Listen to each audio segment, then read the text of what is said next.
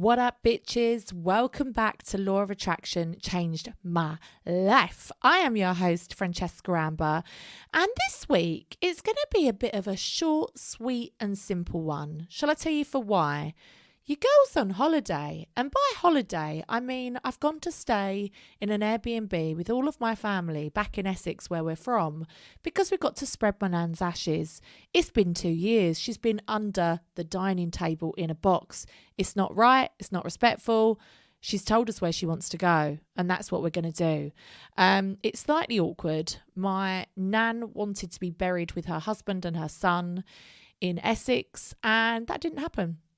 It didn't happen. Let's just put it that way. And so now we are going to try and bury her ashes within the grave.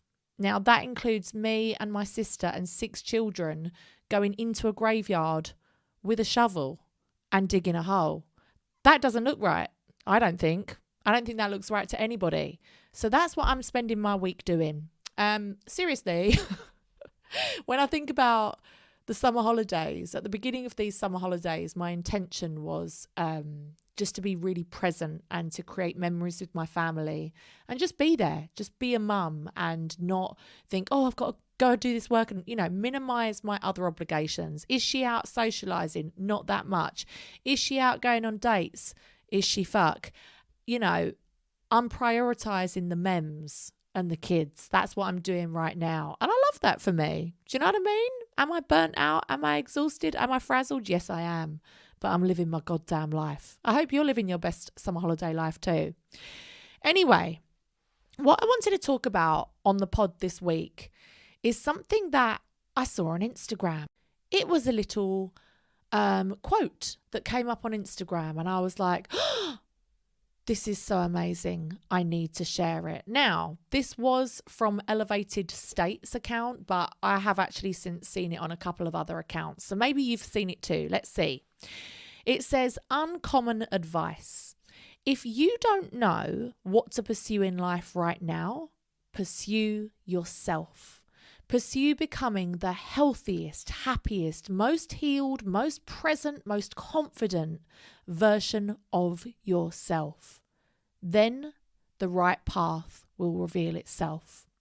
And I just felt like this was such incredible advice that without exception, every single one of us needs to fucking hear. Now, you could apply this to anything. If you don't know what to pursue in life, if you feel like you're in the wrong relationship, if you feel like you're living in the wrong place, if you feel like you're in the wrong job, if you don't know what to study, whatever, this is going to apply to you. And that's what I love because we're all in this together. Now, I did a live Q&A last week on my book club. And one of the questions was from one of my book club bitches. And she said, I absolutely hate my day job. It drains the life out of me. I would love to start a side hustle with a view of making it my business, like making a success of something, but I have no idea what to do. I don't know what I'm passionate about. I don't know how I'm ever going to quit this job. It doesn't feel like a possibility for me right now. And I was like, okay, there's a lot to digest here. Number one, it felt like it was not a possibility for her to leave that job. And I totally get where you're coming from. There are times in our lives where we feel like we have to do something because we are obligated, we have no choice, whatever. We always have a choice, but it might take us a little bit of time and energy to get to that answer. The other thing I'd say is when you are trying out like what you want to do as a business, as a side hustle, look at your passions, look at your hobbies. What are you interested in? When I started my online e-commerce store, it's because I'd received a chihuahua as a gift. And I suddenly realized like, wow, chihuahuas need all this crazy shit. They need steps to get up to the bed and up to the sofa. They need special little clothes because they're fucking freezing outside and they're from Mexico.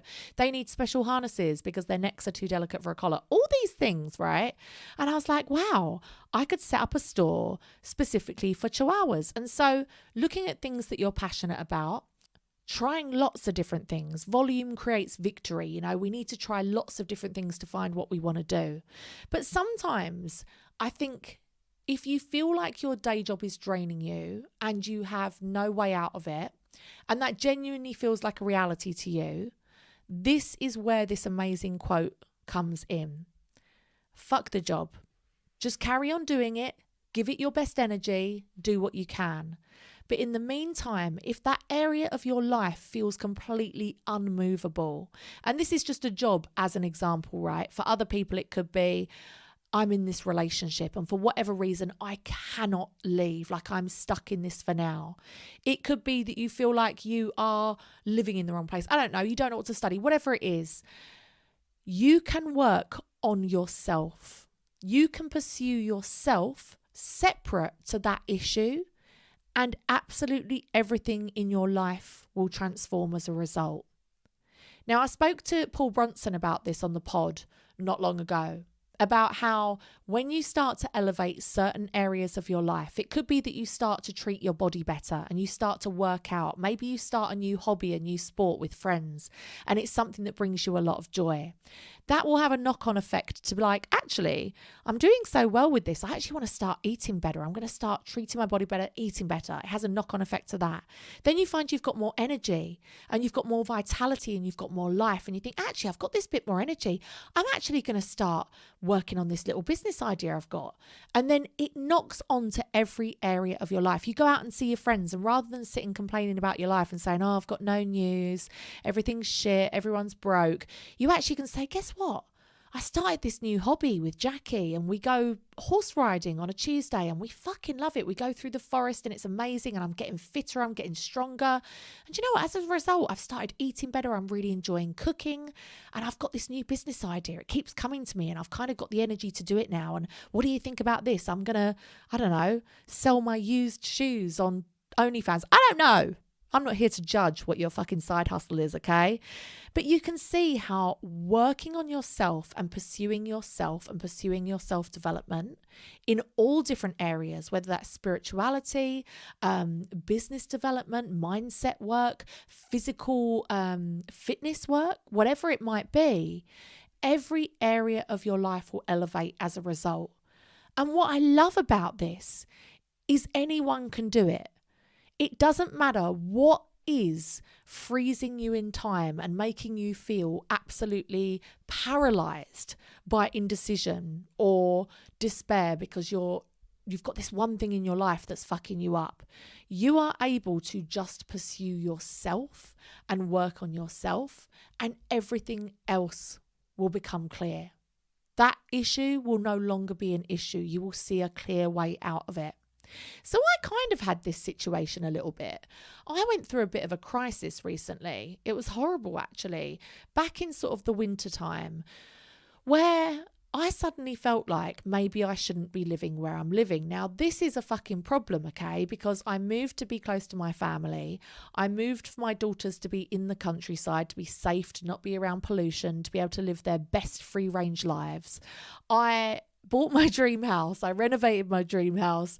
I got a fucking pool in my dream house. I literally made it my Barbie dream house, okay? I feel like I've said dream house 500 times, but you get the vibe.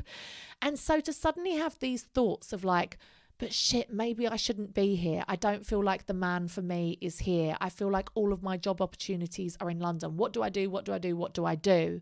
And it was kind of paralyzing me, this idea that this thing in my life wasn't right, and it was dragging down every other aspect of my life. And I went backwards and forwards in my mind with myself, and I came to the conclusion that maybe I won't live here forever. Maybe I will go and move somewhere completely different when I'm older.